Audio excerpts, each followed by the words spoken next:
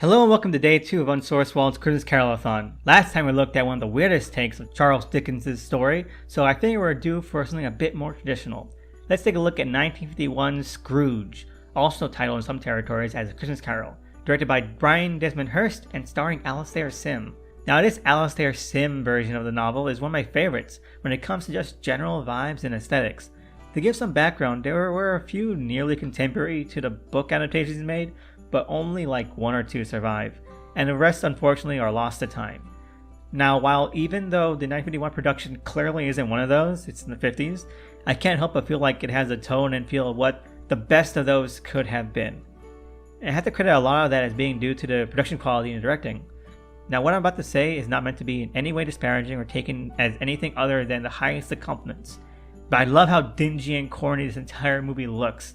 It looks so of the era to the story in a way that none of the other movies that attempt to be more professional period pieces even come close to capturing.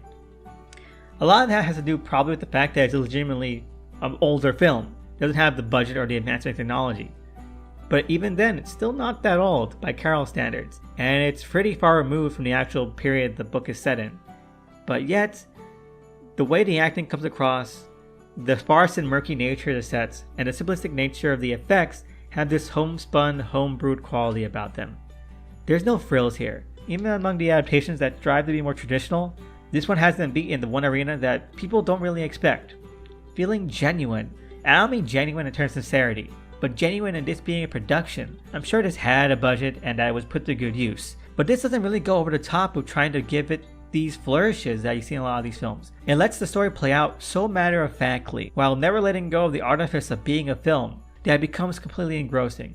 It's kind of like the difference between watching the original King Kong and Peter Jackson's remake. You can appreciate the spectacle and the cinematic indulgences of the more recent film, but there's something engaging about a film that has to be a bit starker, either due to limitations or just plain matter-of-factness behind the camera.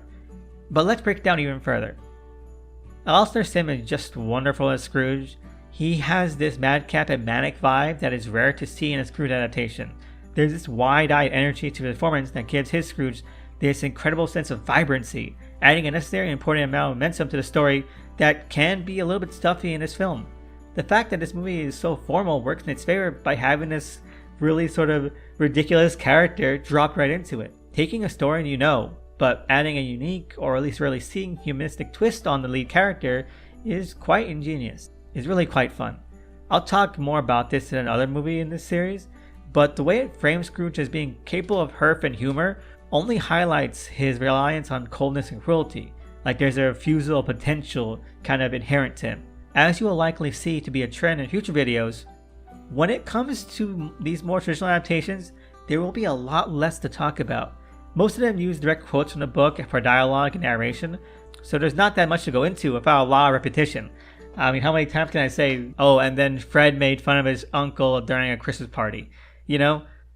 So as to say, the previous elements I have kind of spotlighted and singled out are what I think distinguish an adaptation from the rest. If you want something that has the aesthetics of, being this really sort of down-to-earth, grounded production, something a little bit more authentic, then this blows the competition out of the water.